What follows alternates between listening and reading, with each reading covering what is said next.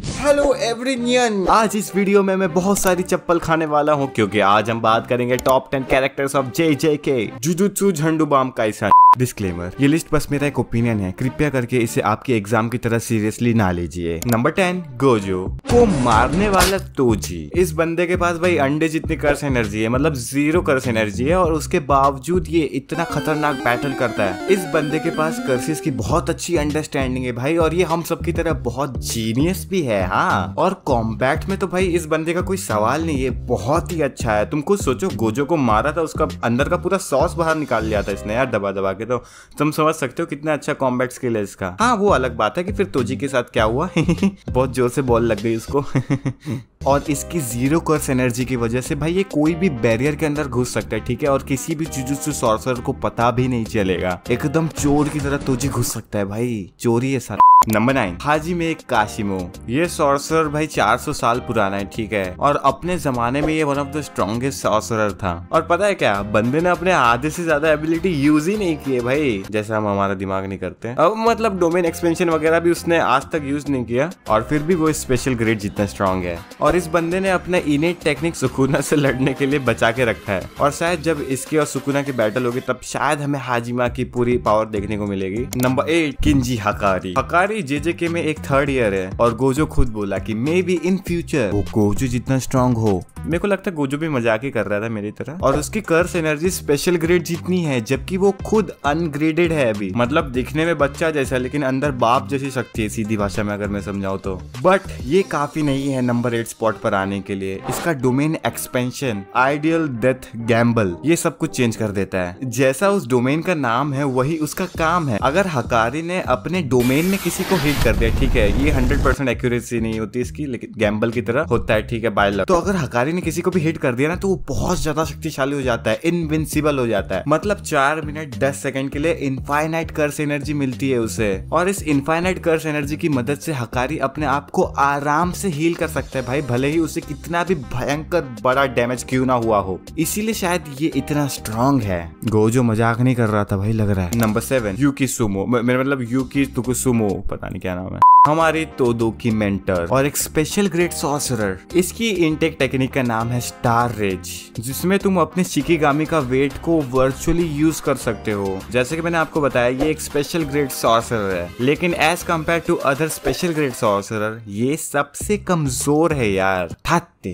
But फिर भी उसने केंजाकू को बहुत ही अच्छे टक्कर दी थी। उसका डोमेन एक्सपेंशन अभी तक नहीं दिखाया ये लोगों ने। सही बताओ तो ये कैरेक्टर को इतना भाव नहीं मिलता है, ठीक है, इस पर इतना ज्यादा फोकस नहीं किया जाता है, बहुत अंडररेटेड है ये। लेकिन देखते हैं फ्यूचर में क्या होता है, ठीक है, भविष्य किसे पता है ना, कोई नहीं जानता है डोरेमोन के अलावा। नंबर 6, सुगुरु गेटो। गेटो जुजुत्सु आई में पढ़ता था, गोजो का क्लासमेट था, ये तो सबको पता है। भले ही वो सबसे स्ट्रॉन्ग ना हो, लेकिन वो सबसे स्ट्रॉन्ग बन सकता था काइंड ऑफ, अगर वो रास्ते से नहीं भटकता, ठीक है, अच्छा आदमी बन के रहता तो शायद स्ट्रॉन्ग बन जाता। हाँ, गोजो से ज्यादा नहीं, लेकिन हाँ। इसकी इनेट टेक्निक है कर्स स्पिरिट मैनिपुलेशन, जिसकी मदद से भाई ये कर्सिस को काबू कर सकता है, ठीक है, उन कर्सिस से कुछ भी करवा सकता है, ठीक है। एज वेल एज ये बहुत सारी स्पिरिट को सैक्रिफाइस करके उनको एक बहुत ही ज्यादा स्ट्रॉन्ग अटैक में कन्वर्ट भी कर सकता है, लेकिन यूता के सामने नहीं चली थी। Number 5, Yorozu. In short term Sukuna की बंदी। इसे बहुत से लोग पागल औरत भी कहते हैं। ये वही है जो सुकुना को मारना चाहती थी और उससे प्यार भी करती थी, और ये अपने जमाने में one of the strongest sorcerer भी थी, ठीक है, गोल्डन एज ऑफ सॉर्सरी जो था उसमें ये बहुत स्ट्रॉन्ग थी। इसकी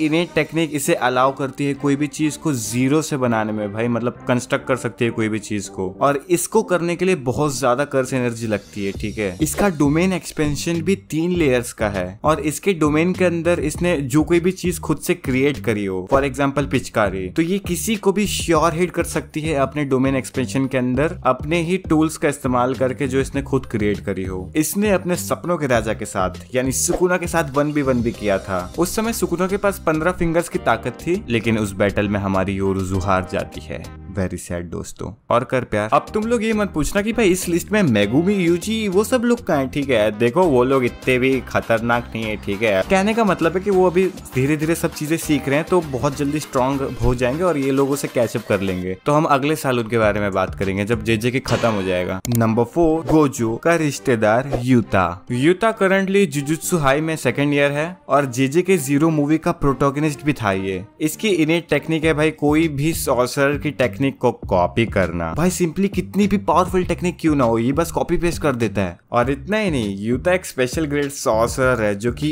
गोजो को बहुत अच्छी टक्कर दे सकता है, या मैं ऐसा कह सकता हूँ कि ये बहुत अच्छा राइवल बन सकता है गोजो का फ्यूचर में। हालांकि ऐसा होना नहीं चाहिए भाई, मतलब लोग खुद मानते हैं कि यूता बहुत पोटेंशियल रखता है, ठीक है। और भाई तुम इसकी क्वीन ऑफ कर्सेस को कैसे भूल सकते हो, रिका भी है इसके पास। हाँ, उसे ये ज्यादा देर तक मैनिफेस्ट नहीं कर सकता, सिर्फ 5 मिनट तक कर सकता है, बट श्योरली फ्यूचर में ये इम्प्रूव होगा और ये और भी ज्यादा स्ट्रॉन्ग बनेगा। नंबर 3, केंजाकू, ऑल्सो नोन एज गधा। ओ शिट, लेकिन मजाक नहीं करना चाहिए, ठीक है। मैं सीरियस हो रहा हूँ। ये बंदा एक एंशिएंट सॉर्सरर है जो 1000 साल से भी ज्यादा साल तक जुजुत्सु काइसन वर्ल्ड में रह चुका है। इसकी इनेट टेक्निक इसे अलाउ करती है अपने ब्रेन को डिटैच करके दूसरे की बॉडी में इम्प्लांट करना, ठीक है। मतलब अपना में निकाल के दूसरे में डाल दो, ऐसा है इसका दिमाग। और जिसकी बॉडी में भी वो ब्रेन इम्प्लांट हुआ है ना, उसकी बॉडी को वो अच्छे से इस्तेमाल भी कर सकता है, उसकी टेक्निक, उसके कर्सेस, सब कुछ। केंजाकू ऑलरेडी बहुत सारे शरीर में घुस चुका है, जैसे यूजी की माँ में भी। भाई यूजी की माँ को कंट्रोल करके इसने यूजी को बर्थ दिया था। थोड़ा मैं पता नहीं हंसूं कि रो इस बात पे, लेकिन केंजाकू क्या क्या करता है तू, है। ये बंदा मिशन पूरा करने के लिए कुछ भी करेगा। इसने लिटरली यूजी को पैदा किया सुकुना का एक परफेक्ट वेसल बनाने के लिए, ठीक है। अभी करंटली इसने गेटो की बॉडी पर कंट्रोल कर रखा है, ठीक है। और इसके पास एक डोमेन भी है जिसके बारे में हमें ज्यादा नहीं बताया गया है। उस डोमेन का नाम है ऑल ग्रबु धातु, पता नहीं क्या नाम है। देखते हैं भाई ये डोमेन कैसा होता है। मुझे तो बहुत डर लग रहा है कि कुछ खतरनाक ना हो, ठीक है। लेकिन तुम सोचो भाई, केंजाकू और सुकुना मर्ज हो जाए तो क्या होगा। ऐसा होना तो बहुत कम चांसेस ऐसे होने के, लेकिन देखते क्या होगा। अब बचते हैं 2 कैरेक्टर। तो अब यहाँ पे सबसे ज्यादा मुझे चप्पलें पड़ सकती है। अब मैं बता रहा हूँ, नंबर 2, गोजो सातोरू। जब गोजो पैदा हुआ था ना, तो सभी लोग बोल दिए थे कि भाई अब तो खेल खत्म, पावर बैलेंस के एल लग गए भाई, अनस्टेबल हो गया सब कुछ, क्योंकि इस बंदे के पास परफेक्ट कॉम्बिनेशन है इनेट टेक्निक का, जो कि है लिमिटलेस और 6 साइज। और यही चीज इसे बहुत ज्यादा शक्तिशाली बना देती है। भाई मैं ऐसे इसे डैडी वैडी बाप वाप नहीं बोलता हूँ, ठीक है। There is a reason. इसके अलावा उसके पास इन्फिनिटी भी है जो कि हर टाइम चालू रहती है। जब भी गोजो का राइवल उसे छूने आएगा तो उसका राइवल एक्सट्रीम लेवल पर स्लो हो जाएगा, और वो इतना ज्यादा स्लो हो जाएगा कि इवेंचुअली वो गोजो को हिट भी नहीं कर पाएगा, ठीक है। गोजो के पास डोमेन एक्सपेंशन भी है जिसका नाम है इन्फिनिटी वॉइड। अब इन्फिनिटी वॉइड में होता क्या है, देखो, जो भी अपोनेंट होता है उसके दिमाग में मैसिव अमाउंट ऑफ इन्फॉर्मेशन भर दिया जाता है, जिससे क्या होता है, अपोनेंट का ब्रेन लैग हो जाता है और वो एक ही जगह खड़ा रह जाता है, रुक जाता है, और वो अपोनेंट कुछ भी नहीं कर पाता भाई, एक ही जगह खड़ा रह जाता है। फिर बाकी का काम तो गोजो कर लेगा।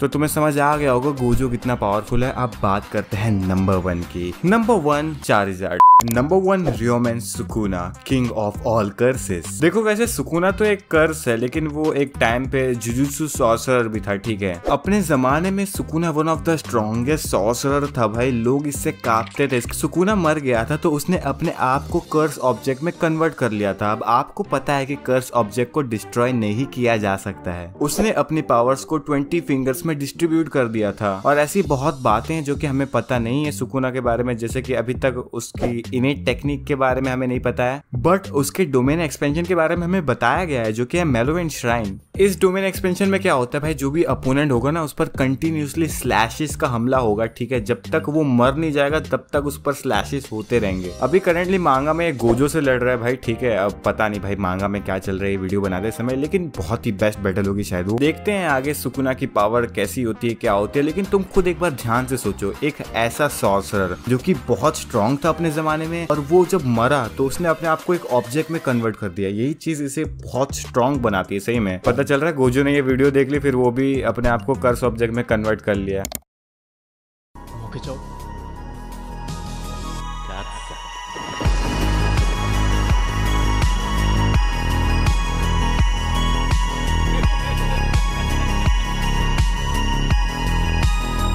तो इस वीडियो के लिए इतना everybody, thank you for watching. And पुरानी जीजे के वीडियो जरूर देखना, यहाँ दबा के देखो यार।